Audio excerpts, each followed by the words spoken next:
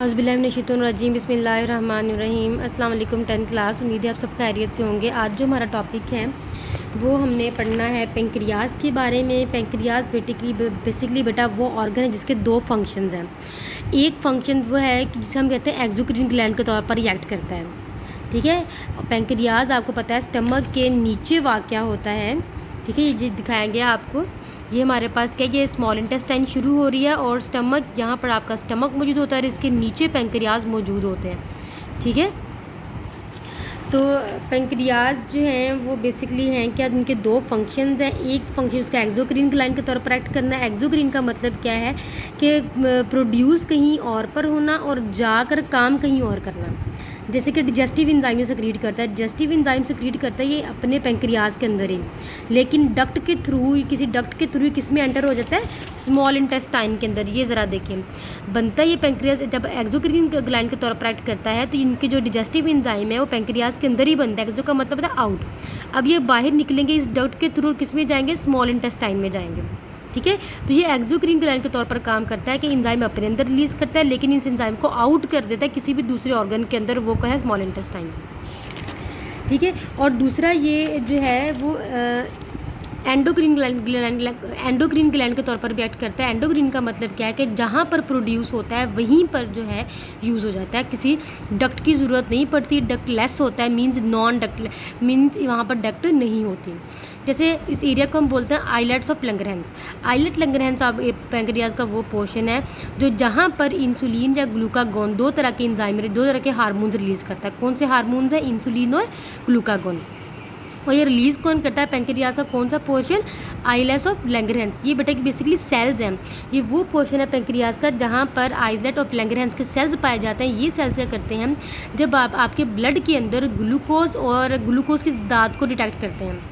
अगर आपके ब्लड के अंदर ग्लूकोज लेवल डाउन है तो फ़ौरन से ये ग्लूकागोन रिलीज़ करेंगे। अगर आपके ब्लड के अंदर ग्लूकोज लेवल डाउन है तो फ़ौरन से ये हार्मोन ग्लूकागोन रिलीज़ करेंगे। ग्लूकागोन आपके ब्लड के अंदर जब शामिल होगा तो लीवर के पास जाएगा, लीवर इस ग्लूकागोन को डिटेक्ट करेगा और फ़ौरन से जो उसने स्टोर की हुई ग्लूकोज है फ़ौरन से आपके ब्लड के अंदर फेंक देगा, जिससे आपके ब्लड की जो कंसनट्रेशन है, जो ब्लड के अंदर जो ग्लूकोज की कंसनट्रेशन है वो बढ़ जाएगी, राइज हो जाएगी। अगर आपके ब्लड के अंदर इंसुलिन की कमी होगी, आइलेट ऑफ लंगरहैंस फ़ौरन से इंसुलिन रिलीज़ करेंगे।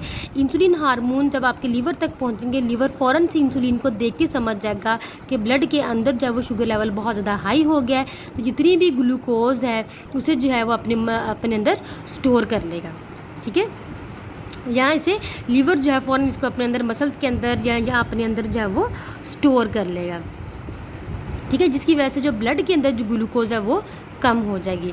अगर ये इंसुलिन प्रॉपर्ली नहीं बनती है, हार्मोन प्रॉपर्ली रिलीज़ नहीं हो रहा, आइलेट ऑफ लंगरहैंस इसको रिलीज़ नहीं कर सकते प्रॉपर्ली, तो बेसिकली आपके ब्लड के अंदर इंसुलिन ना, लीवर इसको डिटेक्ट नहीं कर पाता, जिसकी वजह से लीवर जो है वो ब्लड के अंदर से ग्लूकोज नहीं निकालता और ग्लूकोज का लेवल बहुत ज़्यादा राइज अप हो जाता है। आपके ब्लड के अंदर ग्लूकोज का लेवल बढ़ता ही रहता है। इस कंडीशन को ऐसे पर्सन को हम बोलते हैं जैसे डायबिटीज़ मेलिटस है। इसे क्या है, डायबिटीज़ मेलिटस है, शुगर की बीमारी है, जिसकी वजह से मसल्स वीक हो जाते हैं क्योंकि ग्लूकोज लेवल बहुत ज़्यादा हाई है आपके अंदर, ठीक है। मसल्स जो ज़्यादा वीक होते जा रहे हैं, रिलैक्स नहीं हो पा रहे आपके मसल्स, ठीक है। इसको हम कंट्रोल कर सकते हैं आर्टिफिशियल इंसुलिन लगाने से। पहले हम एनिमल से इंसुलिन हासिल करते थे, वो लगाते थे, लेकिन आज बायोटेक्नोलॉजी का दौर है, हम कम वक्त में ज़्यादा से ज़्यादा इंसुलिन हासिल कर लेते हैं बैक्टीरिया की मदद से। और इस टेक्निक को हम बोलते हैं जेनेटिक इंजीनियरिंग, या बड़ी क्लासेस के अंदर जाके, फर्स्ट ईयर के अंदर जाके पूरी डिटेल से पढ़ेंगे कि जेनेटिक इंजीनियरिंग है क्या। आगे आप 10th क्लास के अंदर भी जेनेटिक इंजीनियरिंग का पूरा चैप्टर, उसके अंदर भी आप पढ़ेंगे इंसुलिन बनती कैसे है। तो जो नॉर्मल लेवल है जो ब्लड के अंदर ग्लूकोज का वो 80 से 120 mg है, ठीक है जी, 100 ml ब्लड के अंदर। ये आपको एक चार्ट दिया गया है कि अगर जब आप इंसुलिन अपनी चेक करते हैं, सॉरी ग्लूकोज लेवल चेक करते हैं अपनी बॉडी के अंदर फास्ट से पहले, मीन रोज़े, ठीक है, रोज़े के बाद, रोज़ा रखने के बाद जब आप ग्लूकोज लेवल चेक करते हैं, अगर आपका 70-99 आ रहा है 100 ml के ब्लड के अंदर तो आपका नॉर्मल है। लेकिन अगर 100 से 125 आ रहा है तो इसका मतलब क्या है कि आप डायबिटीज़ हो सकते हैं, आपका शुगर लेवल जो है वो इंक्रीज़ हो रहा है, क्योंकि हमने कहा है कि 80 से 120 तक शुगर लेवल इंक्रीज़ नहीं होना चाहिए, मिनिमम 80 होना चाहिए और मैक्सिमम 120 होना चाहिए। देखिए शुगर लेवल जहाँ 80 से 120 नहीं बढ़ी तो नॉर्मल था, लेकिन यहाँ बढ़ गई तो इसकी डायबिटीज़ की इसको पेशेंट को ही हो रही है कि आपकी मरीज़ बन सकते हैं। लेकिन अगर आपकी 126 से 100 तक चलेगी, इसका मतलब आप डायबिटिक पेशेंट हैं, आप शुगर के मरीज़ हैं और आपको अपनी प्रॉपर्ली डाइट लेनी चाहिए। अच्छा जी, अगर आप ड्रिंक करने के बाद या कोई खाना खाने के बाद 2 घंटे बाद जब आप चेक करते हैं, तब आपका शुगर लेवल वैसे ही इंक्रीज़ हो जाता है, क्योंकि आपने ग्लूकोज इनटेक किए होते हैं फूड की शक्ल में। तो हमारे पास 140 से 100 तक चली जाती है, जो कि नॉर्मल है, ठीक है।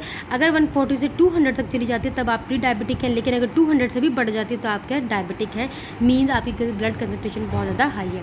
तो BGC क्या ब्लड ग्लूकोज कंसनट्रेशन है, ये भी आप लोगों ने पढ़ना है, सारी वही बातें हैं। तो यहाँ तक आपने याद करना है। फ़ी अमानिल्लाह।